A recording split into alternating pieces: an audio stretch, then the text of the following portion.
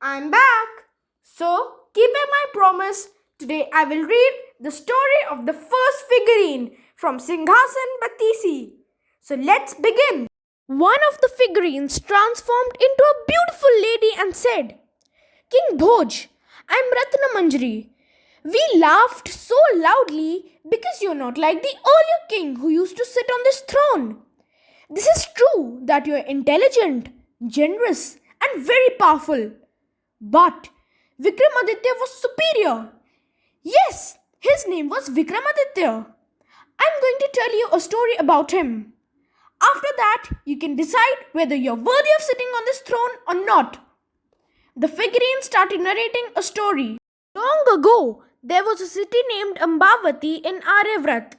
The king of Ambavati was Gandharv Sen. He did not believe in wands and therefore he married the women of all the four wands Brahman, Kshatriya, Vaishya, and Shudra. The son born to the Brahman queen was named Brahmanit.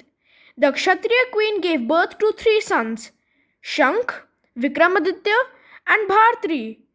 The Vaishya queen's son was named Chandra, and the Shudra queen's son was called Dhanvantri.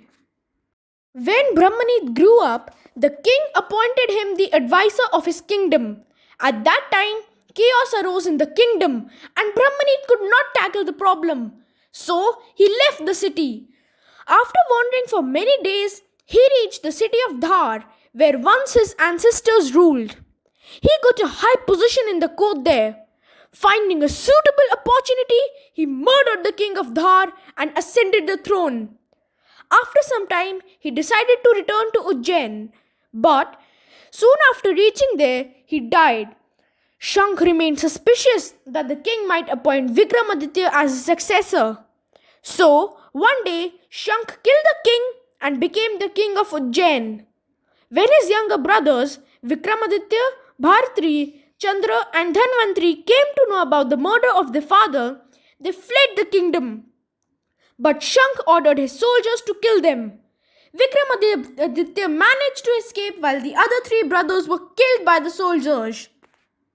Shankh feared that Vikramaditya might attack him one day and take revenge for his father's murder.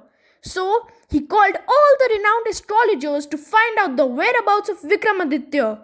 All the astrologers consulted each other and at last they said to Shankh, Your Majesty, Vikramaditya is living in a forest and practicing asceticism there.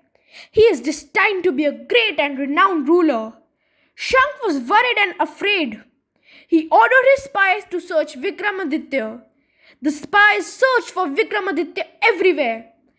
At last, they found him beside a lake, busy in meditation. The spies informed the king about it. Shankh took the help of a tantric and hatched a plan. As per the plan, the tantric convinced Vikramaditya to offer prayers to goddess Kali. In order to perform the prayer, both of them reached a temple. When the tantric asked Vikramaditya to bend down and offer prayers, Vikramaditya became suspicious. He asked the tantric to do first. When the tantric bent down to pray, Shankh, who was hiding, came out with a sword in his hands and cut off the head of the tantric, thinking that he was Vikramaditya. Immediately, Vikramaditya snatched the sword from Shankh's hand and killed him. After the death of Shankh, Vikramaditya became the ruler of Ujjain. He was a just and popular king. The people were proud to have a king like him. Ratna Manjari asked King Bhoj, Do you know how King Vikramaditya obtained the throne on which you are trying to sit?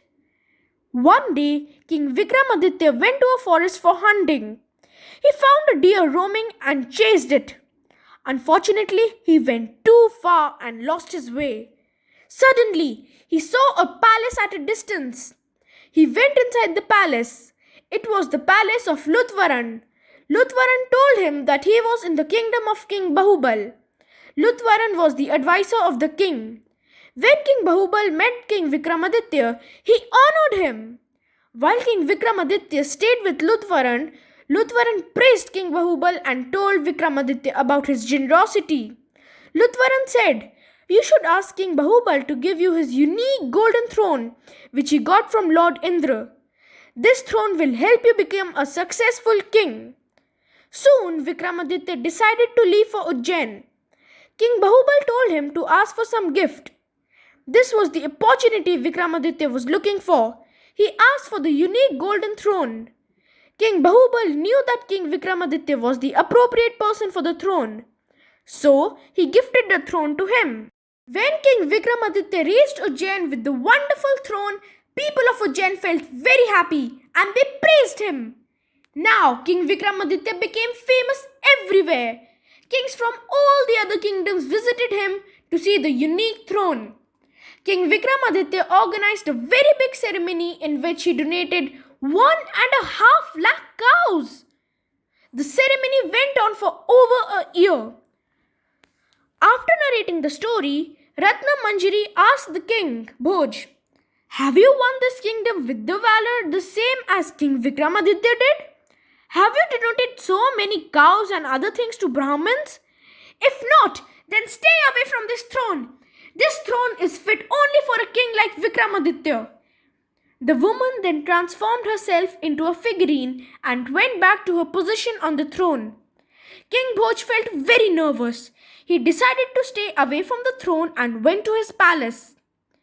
He could not sleep at night. That's it for me now. Stay tuned for the story of the second figurine tomorrow. Please like, share and subscribe to my channel. And don't forget to press the bell icon to receive constant updates from my channel. Bye-bye.